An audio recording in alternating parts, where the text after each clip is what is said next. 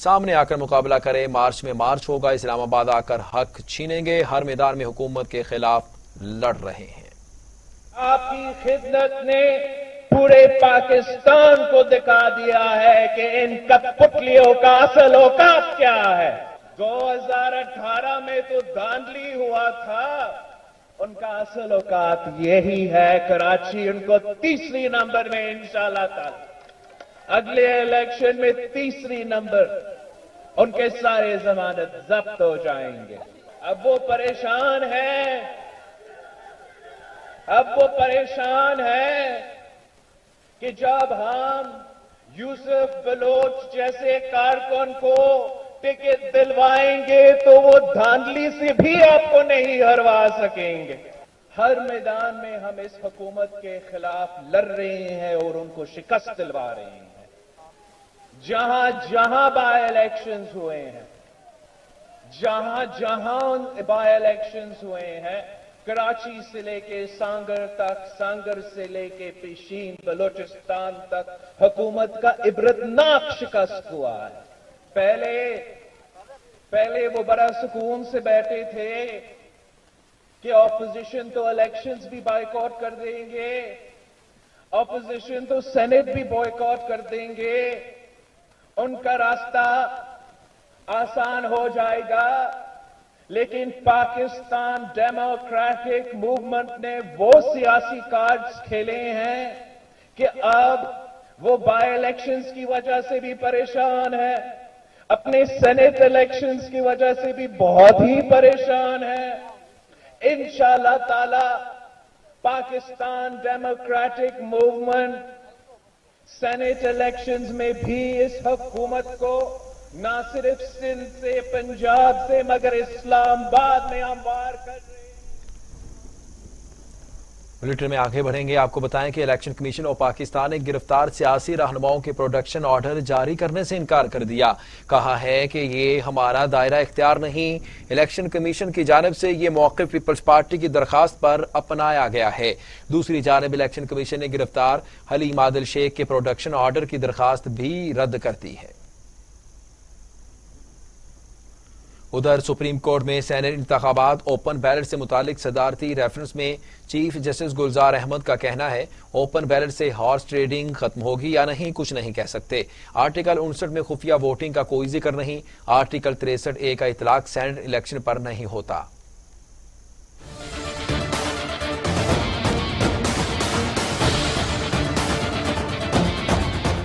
Chief justice गुलजार अहमद की सरबराही में larger bench ने सेनेट इंतखाबात ओपन बैलेट से मुतल्लिक सदारती रेफरेंस पर समाअत की। चीफ जस्टिस की हदायत पर इलेक्शन कमीशन ने सेनेट वोटर्स का हदायतनामा पेश किया। एडवोकेट जनरल पंजाब ने अटॉर्नी जनरल के दलाइल से इत्तफाक करते हुए कहा कि हदायतनामे में मुतनासिब नुमाइंदगी और खुफिया वोटिंग का जिक्र है। अरकान असम्बली अपनी पार्टी के नज़्म ज़ब्त के पाबंद है, खिलाफ वर्जी पर कार्रवाई हो सकती है। चीफ जस्टिस ने कार्रवाई से मुतल्लिक पूछा तो अटॉर्नी जनरल ने बताया कि सजा सिर्फ वोटों की खरीदो फरोख्त पर हो सकती है, नाअहली भी हो सकती है, तहम सजा कोई नहीं। चीफ जस्टिस ने रिमार्क्स दिए कि आर्टिकल 63A का इतलाक सेनेट इंतखाबात पर नहीं होता और आर्टिकल 59 में खुफिया वोटिंग का कोई जिक्र नहीं। एडवोकेट जनरल पंजाब ने आसफ अली जरदारी के 10 नशिस्तें जीतने के बयान का हवाला दिया तो चीफ जस्टिस ने कहा कि अमूमी गुफ्तगू तो होती रहेगी, कानून की बात करें। एडवोकेट जनरल पंजाब ने कहा कि आर्टिकल 226 के तहत वजीर आजम और वजीर आला के अलावा हर इलेक्शन खुफिया राय शुमारी से होगा। जस्टिस एजाजुल एहसन ने कहा कि खुफिया राय शुमारी में मुतनासिब नुमाइंदगी न हुई तो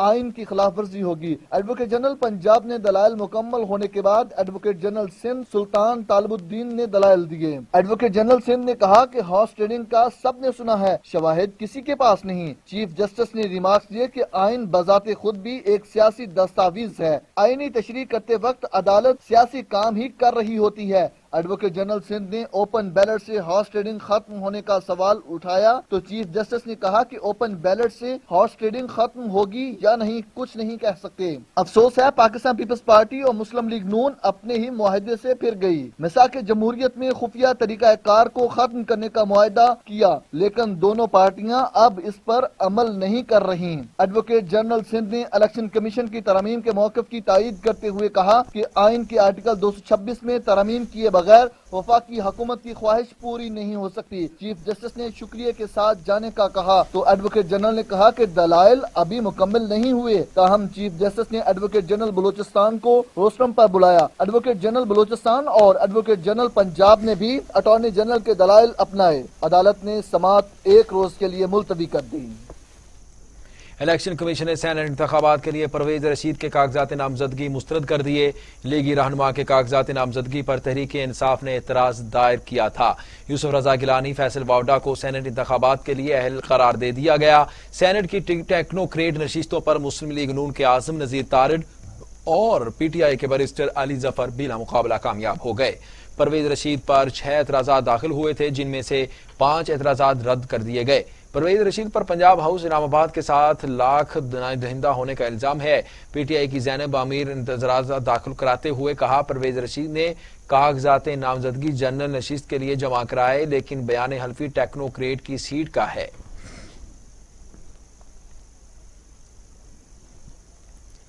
इलेक्शन कमीशन ने सेनेट इंतखाबात शफाफ बनाने के लिए बयान हल्फी लेने का फैसला कर लिया। बयान हल्फी में उम्मीदवार टिकट पर पैसे न लेने की यकीन दहानी कराएगा। इलेक्शन कमीशन ने कहा है कि उम्मीदवार ने अगर पार्टी टिकट से मुतालिक रकम दी है तो इलेक्शन कमीशन को आगाह करे। उम्मीदवार वोट की खरीदो फरोख्त के लिए किसी भी तरह पैसे का इस्तेमाल न करने और तहरीरी यकीन दहानी कराएगा। उम्मीदवार इंतखाब में करप्ट प्रैक्टिस, आइन और कानून की खिलाफ वर्जी न करने का बयान हल्फी भी जमा कराएगा। शहरी रहमान कहती हैं, पीटीआई एक जुर्म छुपाने के लिए दूसरी गलती करने जा रही है। हुकूमत सेनेट इलेक्शन के साथ खिलवाड़ कर रही है। पीटीआई के हाथ में उनके अपने अरकान नहीं हैं। मीडिया से गुफ्तगू में शहरी रहमान का कहना था, इदारों को आमने सामने खड़ा कर दिया। अपने अरकान असम्बली को काबू में रखने के लिए इलेक्शन को मुतनाज़ बनाया गया। Deputy chairman senate Salim Mandviwalla का कहना है कि यूसुफ रजा गिलानी ने पहले भी इलेक्शन लड़ा, उस वक्त कोई एतराज नहीं लगा। मीडिया से गुफ्तगू में सलीम मांडवीवाला ने कहा कि हुकूमत और अपोजिशन के नंबर्स में बहुत कम फर्क है। सेनेट इलेक्शन में कुछ भी हो सकता है। साबिक वजीर आजम की कामयाबी के चांसेस भी ज्यादा हैं। फवाद चौधरी कहते हैं, तहरीक इंसाफ सेनेट में 28 से 30 नशिस्तें लेने वाली सबसे बड़ी जमात होगी। फवाद चौधरी ने अपने बयान में कहा कि नून लीग और पीपल्स पार्टी की नाबालिग क़यादत को एहसास होगा तेल किस भाव है। जलसे, बयानात और इस्तीफों के बाद लॉन्ग मार्च खाली शॉर्ट वॉक रह जाएगा। उम्मीद है इन जमातों के अरकान अब नई क़यादत लाएंगे। फिरदौस आशिक अवान कहती हैं, जाली राजकुमारी के सियासी उस्ताद परवेज रशीद भी नादहिंदगान के उस्ताद निकले। अपोजिशन का नजरिया लूट मार और लूट घसूट, उनकी सियासत अपने खानदानों पर ही मरकूज, सिर्फ मौरूसी सियासत को ही परवान चढ़ा है। वजीराबाद में मीडिया से गुफ्तगू करते हुए फिरदौस आशिक अवान ने कहा, अपोजिशन को हमवार मैदान दिया है। अपोजिशन की सियासत सिर्फ इमरान खान के नाम तक महदूद हो चुकी। परवेज रशीद ने 10 बरस पंजाब हाउस को जाती जागीर समझकर वहां बिस्तर लगा रखा था। फिरदौस आशिक अवान ने कहा, ज़िमनी इलेक्शन को खराब करने वाले अनासरों से हुकूमत सख्ती से निपटेगी, आइन और कानून की बालादस्ती कायम करेंगे। खबरों के सिलसिले को आगे बढ़ाएंगे। आपको बताएं कि गिलगित बल्तिस्तान हुकूमत ने मोहम्मद अली सदपारा और दीगर कोहे पेमाओं के इंतकाल का ऐलान कर दिया। हुकूमत ने करार किया कि मोहम्मद अली सदपारा दुनिया में नहीं रहे। हुकूमत, फौज और लवाहिकीन सब इस राय पर मुत्तफिक हैं।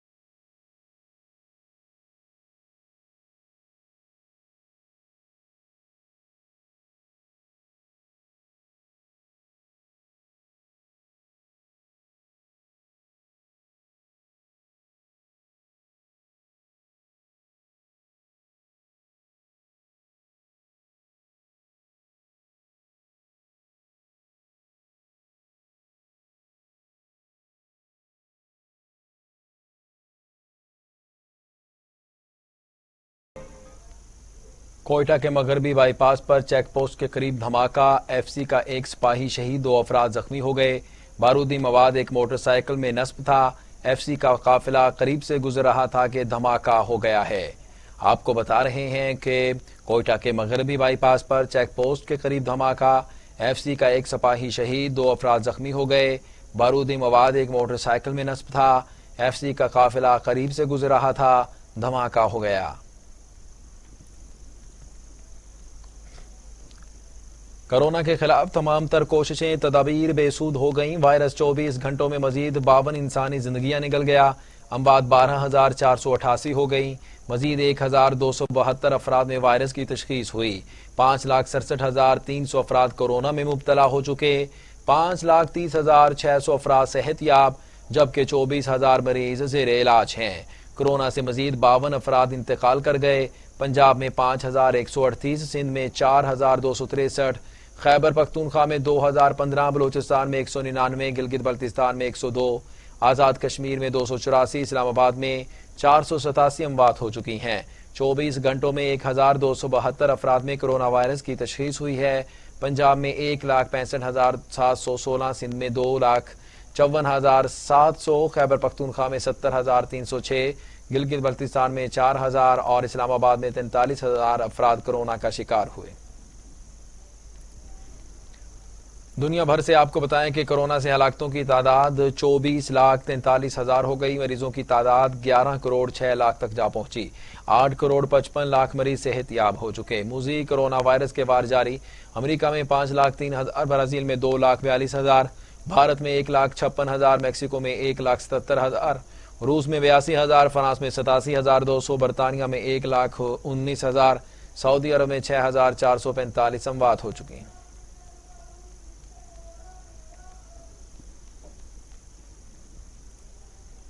बुलेटिन में वापस आएंगे एक ब्रेक के बाद, हमारे साथ रहिएगा।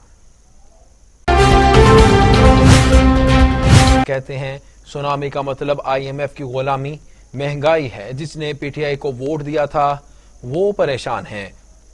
अमीर जमात इस्लामी का कहना था मौजूदा हुकूमत और मौजूदा निज़ाम दोनों फेल हो गया। करप्शन का इजाफा हुआ। जायज काम के लिए भी पैसे देना पड़ते हैं। मुल्क में कब्जा माफिया का कब्जा है। सेनेटर सिराजुल हक ने कहा सेनेट का टिकट सिर्फ अमीरों को दिया गया। इलेक्शन कमीशन हमेशा इस्तेमाल हुआ और अपना काम ठीक नहीं किया। PDM और हुकूमत दोनों बंद गली में हैं। PDM के 15 जलसों में से इस्लाम और कश्मीर की बात नहीं हुई। जमात इस्लामी हकीकी एहतसाब की सलाहियत रखती है। आगे बढ़ेंगे, आपको बताएंगे वज़ीर आला उस्मान बुज़दार कहते हैं इलेक्शन में शफाफियत के लिए ओपन बैलेट जरूरी है। पंजाब में तहरीक इंसाफ के उम्मीदवारों को कामयाब कराने के लिए हिकमत अमली तय कर ली है। वज़ीर आला उस्मान बुज़दार से पाकिस्तान तहरीक इंसाफ के चीफ ऑर्गेनाइजर सैफुल्लाह खान न्यासी की क़यादत में वफ़द ने मुलाकात की। उस्मान बुज़दार का कहना था कि सेनेट इलेक्शन में मंडियां लगाने वालों को नाकामी का सामना करना पड़ेगा। ओपन बैलेट की मुखालिफत करने वालों के अंदर खौफ है और उन्हें शिकस्त नजर आ रही है। हारे हुए अनासर को एक बार फिर मुंह की खाना पड़ेगी। खबरों के सिलसिले को आगे बढ़ाएंगे, आपको बताएं कि गवर्नर पंजाब चौधरी सरवर कहते हैं सेनेट इलेक्शन में PTI ओपोजिशन को बड़ा सरप्राइज देगी। हुकूमत का मुकाबला महंगाई और बेरोजगारी से है। गवर्नर पंजाब चौधरी सरवर ने साहिवाल में मीडिया से गुफ्तगू करते हुए कहा 18 अरब रुपए से साहिवाल में तरक्याती कामों का जाल बिछा रहा है। साहिवाल में सूबों पर तवज्जो दी जाए। मुस्लिम लीग काफ के सरबराह चौधरी शुजात हुसैन कहते हैं जंग किसी मसले का हल नहीं है। कश्मीर का मसला बातचीत के जरिए ही हल होगा। चौधरी शुजात हुसैन और बैरिस्टर सुल्तान महमूद की मुलाकात हुई। सियासी सूरत-ए-हाल समेत कश्मीर के बारे तबादला ख्याल किया गया। मुलाकात में सेनेटर कामिल अली आगा, चौधरी सबाहत इलाही और राना खालिद भी शरीक हुए। चौधरी शुजात हुसैन का कहना था कि कश्मीर के हवाले से कश्मीरियों की राय को अहमियत देनी चाहिए।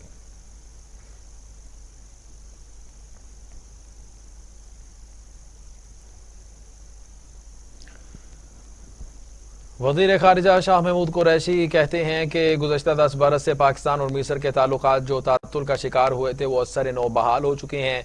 दौरा मिस्र और इलाक़ाई सूरत-ए-हाल के हवाले से एक बयान में वज़ीर खारिजा ने कहा है कि पाकिस्तान के वज़ीर खारिजा का दौरा मिस्र 9 साल के बाद हो रहा है। मुझे ये बताते हुए खुशी महसूस हो रही है कि गुज़श्ता 10 बरस से पाकिस्तान और मिस्र के ताल्लुकात जो तातुल का शिकार थे वो असर नो बहाल हो चुके हैं।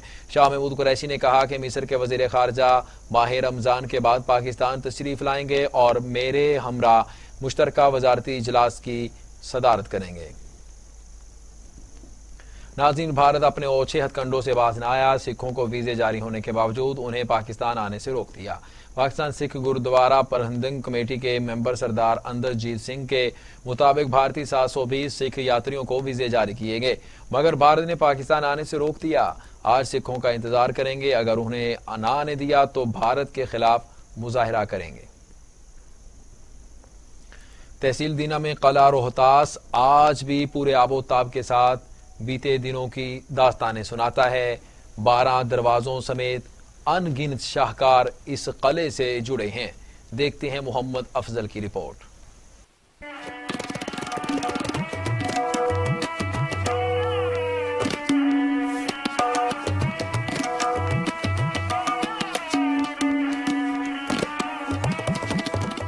छह 600 साल कबल तामीर होने वाला शाहकार किला रोहतास वाक़या है, जो आज भी पूरे आबोताब के साथ खड़ा है।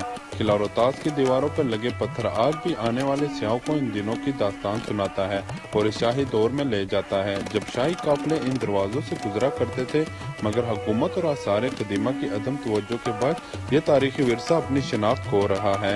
किला तो माशाल्लाह काफ़ी अच्छा है, काफ़ी पुराना है, और लेकिन यह है कि काफ़ी टूट फूट का शिकार है। गवर्नमेंट को चाहिए कि इसकी रेनोवेशन का ख्याल रखें, इसकी रेनोवेशन टाइम से टाइम होती रहे ताकि मज़ीद टूट फूट का शिकार ना हो। किले में हवेली मान सिंह, रानी महल, बादशाही मस्जिद, कश्मीरी गेट, बावली, म्यूजियम आने वाले सियाहों की तवज्जो का मरकज़ है। हमने ये रानी महल देखा और सामने मान सिंह, और ये किला अभी भी देख रहे हैं, घूम रहे हैं, माशाल्लाह बड़ा अच्छा लगा। शाम का मंजर इस किले की रौनक को बढ़ा देता है, लेकिन साथ ही किले की दीवारों पर उदासी छा जाती है और सारे सियाह यहाँ से जाने लगते हैं और इस किले का आखिरी पहर खामोशी के साथ होता है। कैमरा टीम के हमरा मोहम्मद अफजल। किला रोहतास के बारे में आपने मुफस्सल रिपोर्ट जानी। आगे बढ़ेंगे, आपको बताएं कि सरसब्जो शादाब माहौल जिंदगी की अलामत होता है। नाज़रीन, दरख्त माहौल को साफ सुथरा रखते हैं और दरख्तों के फूल जिंदगी में रंग भर देते हैं। सब्जा और रंग बरंगी जगह इंसान के मन को भर देती हैं। नर्सरी वो जगह है जहां पौधों की पनीरी तैयार की जाती है और शहरी उन्हें खरीदते हैं। देखते हैं मोहम्मद हनफिया की रिपोर्ट।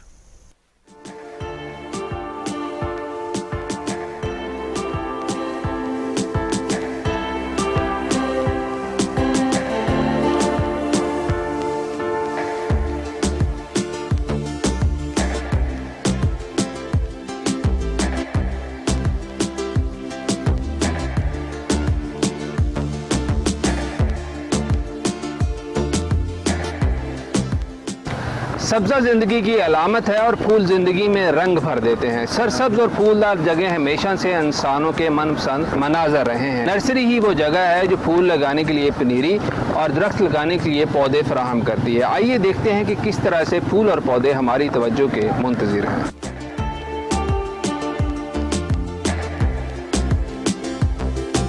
तकरीबन 30 साल से मैं यहाँ पे काम कर रहा हूँ, क्योंकि मेरा शुरू से यही मैं काम कर रहा हूँ और माशाल्लाह अच्छी सेल भी है और माशाल्लाह हर वैरायटी मेरे पास मौजूद है।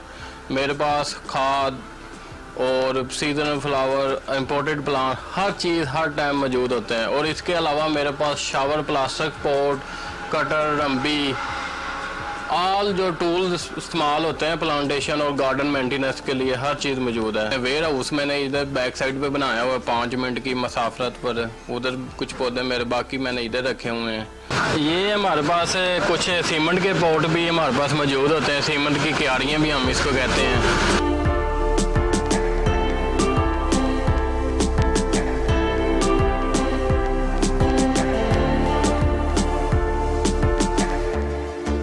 ये सारे इंडोर पौधे हैं, ये हम बाहर धूप में नहीं रख सकते, क्योंकि ये बाहर अगर रखेंगे तो ये मर जाएंगे, क्योंकि ये डायरेक्ट धूप या डायरेक्ट ये रात को धुंध वगैरह नहीं बर्दाश्त कर सकते।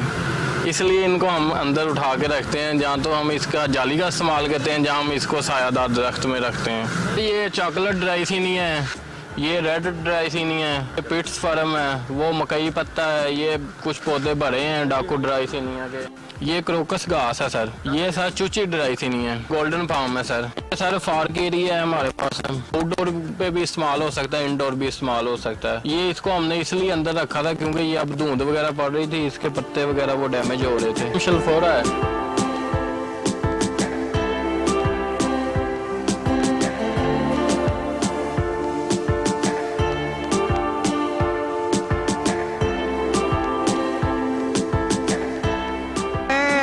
इधर मौसम बहार शुरू होने वाला था तो मेरा दिल कर रहा था कि निकलूं, नर्सरी जाऊं, जाके देखूं पौधे कैसे आए हुए हैं और घर में लेके आऊं अच्छे कलर के फूल जो बहुत ही खूबसूरत लगते हैं। बहार में खुद ब खुद दिल करता है कि उनको जो है ना लगाया जाए और घर को खूबसूरत बनाया जाए।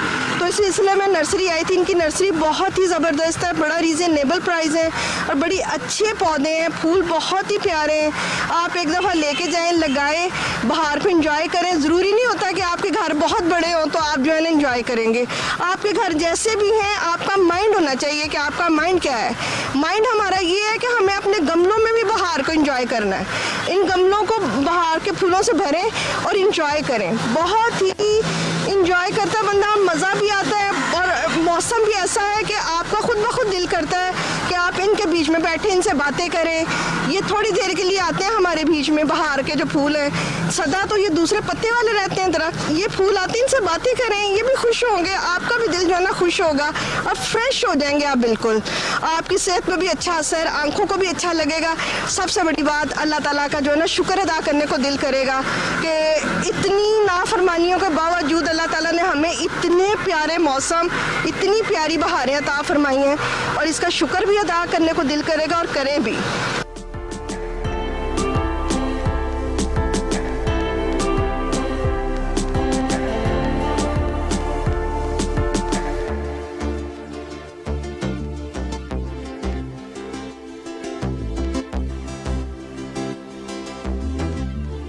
मैं सीज़न के ले लेती हूँ पनीरी, जो मतलब फूल वाले जो सीज़न, अब आगे सीज़न आ रहा है ना फरवरी मार्च, तो जो भी फूल सीज़न के होते हैं वो पसंद, वो डॉग फ्लावर, तितली जो, और एक और है वो बाजा फूल जिसको बोलते हैं वो है।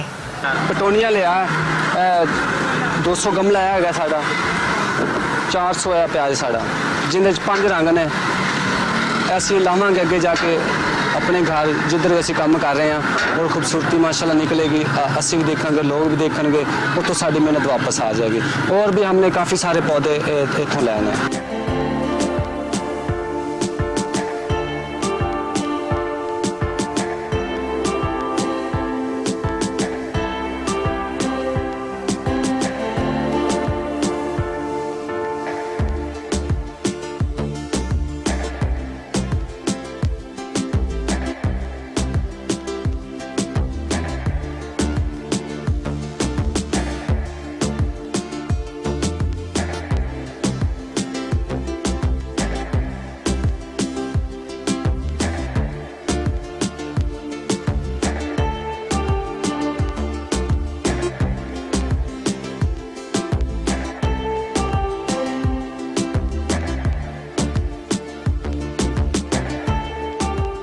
नाजरीन, मौसम बहार की आमद है। आपको भी अपने हिस्से का पौधा लगाना चाहिए, तो देर किस बात की, अपने करीब की नर्सरी का रुख कीजिए। वहाँ पे बेशुमार रंग बिरंगे फूल और पौधे आपके मुंतजिर हैं कि आप कब उनको अपने गुलिस्तान की जीनत बनाते हैं। अपना बहुत सारा ख्याल रखिएगा। अल्लाह हाफिज़।